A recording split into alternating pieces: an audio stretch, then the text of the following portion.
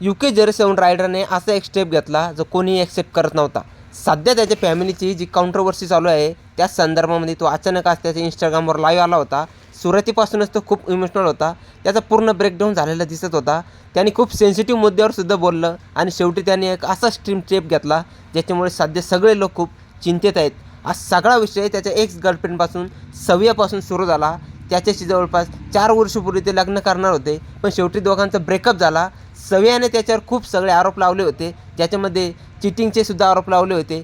UK07 रायडरने आपल्या live स्ट्रीममध्ये हे सांगितलं की त्याने आपल्या फॅमिलीसाठी आपल्या प्रेमाचा सुद्धा त्याग केला आणि त्यावेळी UK07 रायडरच्या बाजूने त्याचा भाऊ कलम मिंकी त्यांना डिफेंड करत होता। पण आज तुम्हाला माहितीच आहे की त्याच्यावर सध्या गंभीर आरोप लावले जात आहेत।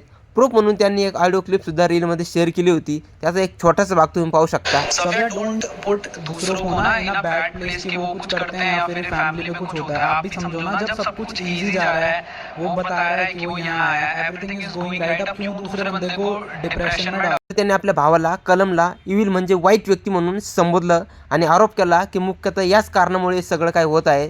त्याने सांगितलं की आपल्या फॅमिलीकडे अक्षरशः मी भीकसुद्धा मागितली होती, पण तरीसुद्धा त्याच्या गोष्टी ऐकल्या गेल्या नाहीत।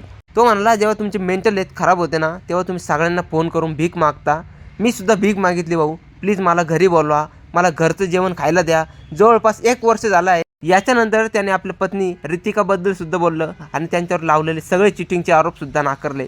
तो म्हणला की रितिका, तू माझ्यावर विश्वास का ठेवला नाहीस? तुझ्यासाठी मी सगळं केलं, पण तू त्या लोकांवर विश्वास ठेवला जे माझे सगे होते। सव्या माझी बहीण, तिने स्क्रीनशॉट लीक केले, त्याची किंमत तुला मोजावी लागेल। रतिकाच्या आईला किंवा काकांना विचारून बघ कधी हात उचलला का मी कोणत्याही संभाषणात।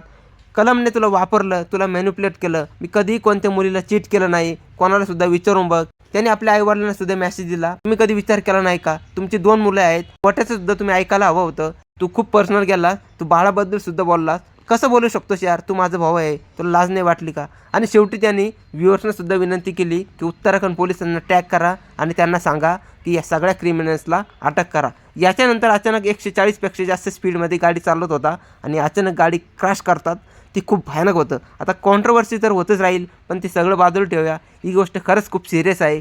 आणि सगळ्यात महत्त्वाचा प्रश्न म्हणजे UK07 रायडर सध्या सुरक्षित आहे का? तर हो, काही यूट्यूबर्सकडून कन्फर्मेशन आलं आहे की तो आता सुरक्षित आहे। मनोज देने सुद्धा आपल्या इंस्टाग्राम स्टोरीमध्ये लिहिलं की अनुराग भाऊ आता सेफ आहे, थँक गॉड। त्याच्यानंतर पारस ठाकरने सुद्धा कन्फर्म केलं आणि सांगितलं तो ठीक आहे, थँक्यू गॉड। आणि सध्या सोशल मीडियावर UK07 रायडरचे काही क्लिप्ससुद्धा समोर येत आहेत, ज्या ठिकाणी या घटनेनंतर लोक त्याची मदत करताना सुद्धा दिसत आहेत। सगळेच अशी आशा करत आहेत लवकरात लवकर पूर्णपणे UK07 रायडर बरे होतील आणि जे काही फॅमिलीमध्ये प्रकरण झालं आहे ते लवकरच सगळं आपोआप सुटेल।